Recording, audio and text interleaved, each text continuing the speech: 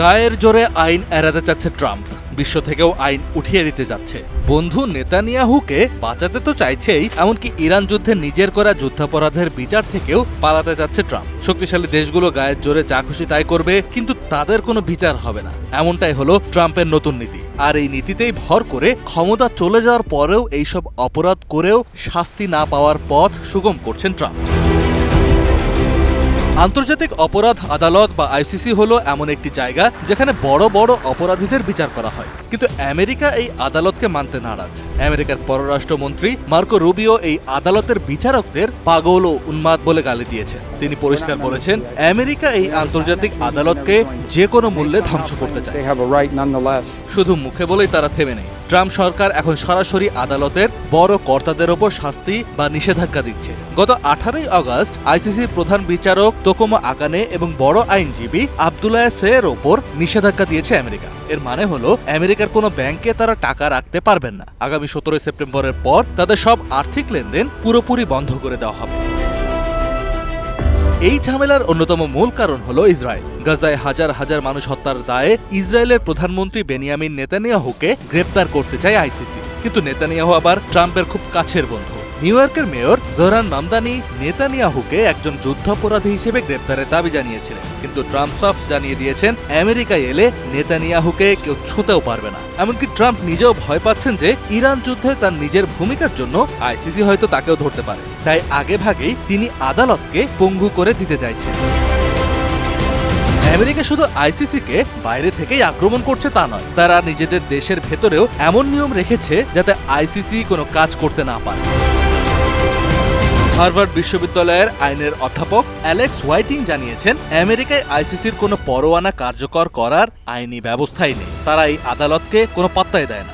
অতীতে সুদানের প্রেসিডেন্ট ওমর আল বশিরের বিরুদ্ধেও আইসিসির পরোয়ানা ছিল, কিন্তু আমেরিকা তাকে গ্রেপ্তার করার কোনো চেষ্টাই করেনি। আমেরিকা শুধু নিজেরাই আদালতকে অবজ্ঞা করছে তাই নয়, অন্যদেরকে উস্কে দিচ্ছে। আমেরিকার প্রতিরক্ষা মন্ত্রী পিট হেগসেথ পানামায় গিয়ে কলম্বিয়া সহ লাতিন আমেরিকার দেশগুলোকে আইসিসি থেকে বেরিয়ে যাওয়ার জন্য চাপ দিয়েছেন। তিনি বলেছেন, এই আদালত একটি ভুয়া জায়গা এবং আমেরিকার সংবিধানে এর কোনো দাম নেই। তাদের এই চাপের মুখে অনেক দেশ ভয় পাচ্ছে, এমনকি ভেনেজুয়েলা ইতিমধ্যেই আইসিসি থেকে পুরোপুরি বেরিয়েও গেছে। এখানেই আরেকটা শুভঙ্করের ফাঁকি লুকিয়ে আছে। আইসিসির নিজস্ব কোনো পুলিশ বাহিনী নেই। কোনো দেশে গেলে সেই দেশের সরকারই তাদের ধরে আইসিসির হাতে তুলে দিতে পারে।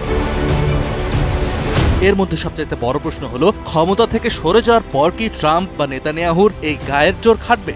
আন্তর্জাতিক আইন বিশেষজ্ঞদের মতে, যতদিন তারা দেশের প্রধান হিসেবে ক্ষমতায় আছেন এবং আমেরিকা বা ইসরায়েলের মতো শক্তিশালী দেশের ছত্রছায়ায় আছেন, ততদিন আইসিসি তাদের গ্রেপ্তার করতে পারবে না। কিন্তু ক্ষমতা থেকে সরে গেলে তাদের এই রাষ্ট্রীয় নিরাপত্তা বলয় আর থাকবে না। তখন তারা যদি এমন কোনো দেশে যান যারা আইসিসির সদস্য, তবে সেই দেশের সরকার চাইলেই তাদের গ্রেপ্তার করে বিচারের মুখোমুখি করতে পারবে। আর এ কারণেই বিশ্বের অন্যান্য দেশকে আইসিসি থেকে বের হওয়ার চাপ দিচ্ছে যুক্তরাষ্ট্র, যেন বড় বড় যুদ্ধাপরাধ করেও ট্রাম্প, নেতানিয়াহু বা তাদের সহযোগীরা সেই সব দেশে নিশ্চিন্তে চলাচল বা ব্যবসা চালাতে পারে।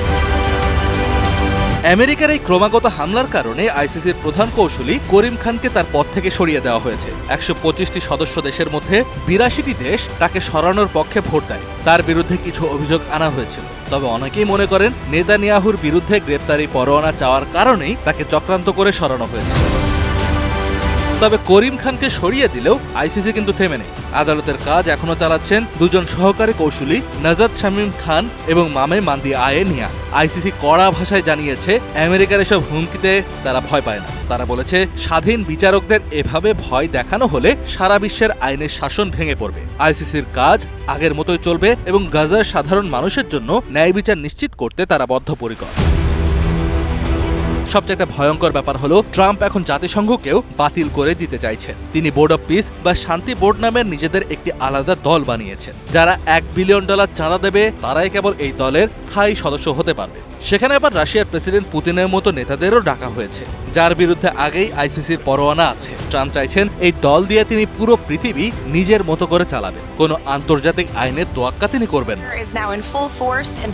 ট্রাম্পের এই বোর্ড অব পিস বা শান্তি বোর্ড নিয়েও দুনিয়া জুড়ে চরম সমালোচনা চলছে। এই বোর্ডে গাজার ভবিষ্যৎ নিয়ে সিদ্ধান্ত হবে, অথচ সেখানে ফিলিস্তিনিদের কোনো প্রতিনিধিই নেই। উল্টো সেখানে রাখা হয়েছে ইসরায়েলকে। মানবাধিকার কর্মীরা বলছেন, এটা হলো জোর করে অন্যের দেশ দখল করার একটি নতুন ফন্দি। মজার ব্যাপার হলো ট্রাম্পের এই বোর্ডে ব্রিটেন, ফ্রান্স, জার্মানি কিংবা ভারতের মতো বড় দেশগুলো যোগ দিতে পরিষ্কার অস্বীকৃতি জানিয়েছে। তারা বুঝতে পেরেছে ট্রাম্প আসলে জাতিসংঘের মতো বিশ্বস্ত প্রতিষ্ঠানগুলোকে সরিয়ে নিজের একটি রাজত্ব কায়েম করতে চাইছে। সব মিলিয়ে পরিস্থিতি খুবই খারাপ। শক্তিশালী নেতারা যদি আইন না মানেন তবে পৃথিবীতে আর কোনো বিচার থাকবে না। যুদ্ধ বা হামলায় সাধারণ মানুষ মারা যাবে, কিন্তু বড় অপরাধীদের কেউ কোনো শাস্তি দিতে পারবে না। ট্রাম্পের আমেরিকা ঠিক এমন একটি অরাজক বিশ্বই তৈরি করতে চাইছে। কাজী নিশাদ, ডিবিসি নিউজ ডেস্ক।